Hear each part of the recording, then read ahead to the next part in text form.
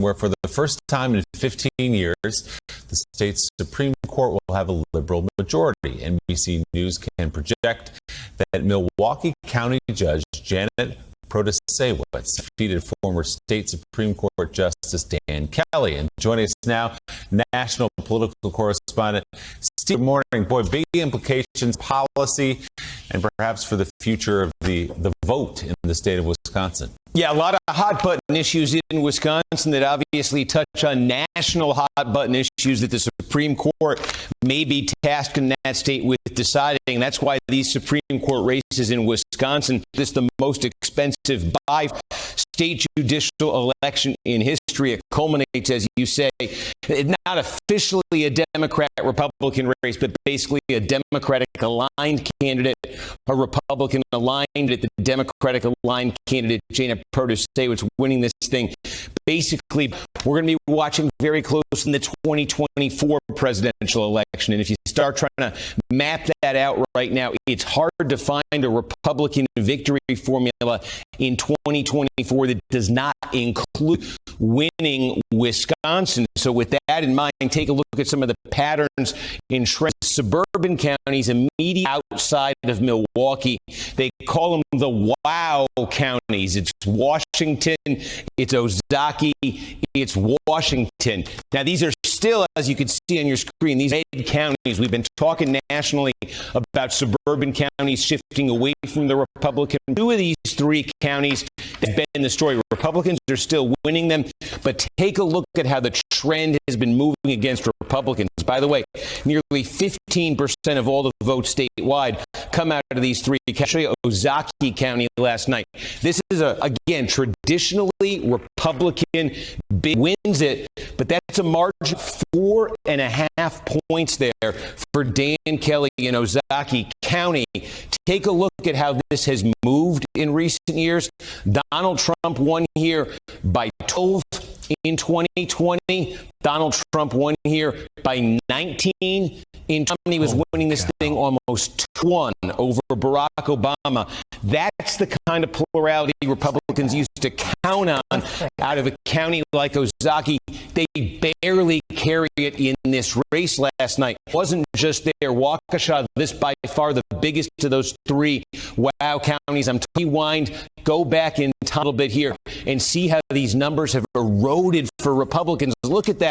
Barack Obama barely scraped 30% here in 2012. And again, last night, Kelly winning it. But this is not a traditional Republican victory margin. So those suburbs outside Milwaukee, they continue to move. Major problem for the Republican Party in Wisconsin. Another area of concern for Republicans. Right here, you see these three counties. This is Brown County, Outagamie County. That's where Appleton is. This is Winnebago, where Oshkosh is. All three of these are counties that Donald Trump actually cared. Protasiewicz, the Democratic candidate, actually pulled out victories in all of them.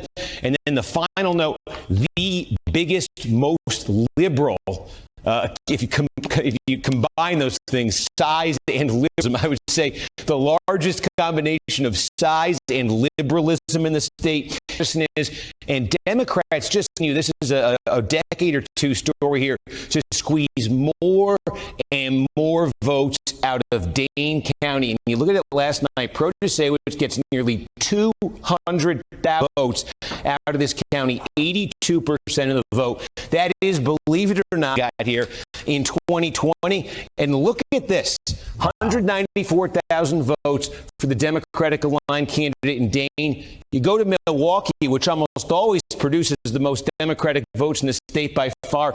Dane County last night produced more votes for the Democratic who won in Milwaukee's favor. Again, these are big changes in Wisconsin.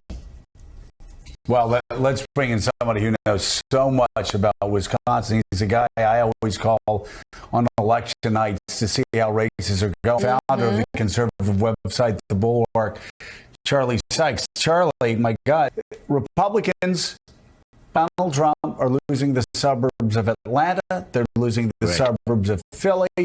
They're losing the suburbs of Milwaukee. And here, it's hard not to look at this, which everybody knew on both sides. It's one of the most important races and the most expensive, and yet the Republican supported candidate got trounced by 11 points. And Charlie, it just seems the trend lines keep going against Trump Republicans. Yes, those elections are decided by about 1,000 votes. This one was decided by nearly 200,000 votes, and Steve's analysis was absolutely brilliant. He put his fingers on all the major trends, including my home county of Ozaukee County. I am speaking to you from Ozaukee County. Counties go from overwhelmingly Republican to just barely Republican is really quite extraordinary. In Waukesha County, Dan Kelly needed to get about 69% of the vote. He only got about 58%. And this is effect, and this is the Dobbs effect. The trend lines are very clear. And by the way, it's not just in the suburbs of Milwaukee. The so-called, bow counties, Brown County, Outagamie County, and Winnebago County, these have, heavily Roman Catholic populations. Where the pro-life organizations mobilized, and yet they lost this race by more than 10 points. This is a huge defeat for Republicans. It really does shake their hold on state government. But as you point out, the 2024 with a very, very strong, anti-Roe versus Wade position, they're going to see the same patterns, because you have people, obviously, in Wisconsin who turned out to vote, who were highly motivated to turn out and vote, but also Republican who voted for a liberal candidate for state Supreme Court last night, and that has got to send shockwaves through the Republican Party in a key swing state.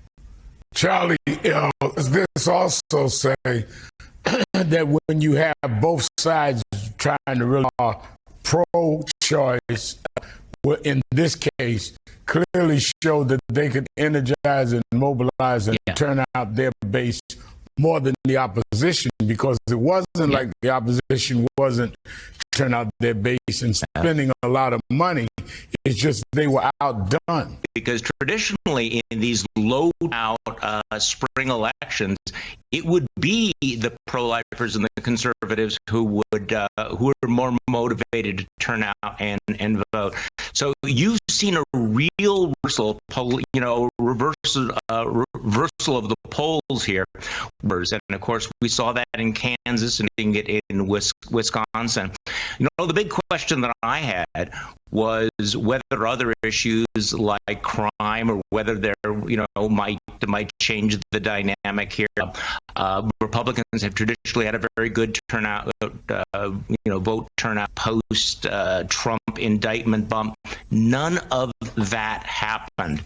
And I think that what you're seeing here is a very new dynamic. And I don't see it ending anytime soon, because between now and 2024, you're going to continue to see states around the country passing the abortion bill that, of course, will plague, here in places like Pennsylvania and Michigan and Minnesota, the way they're playing around the country. Charlie Sykes,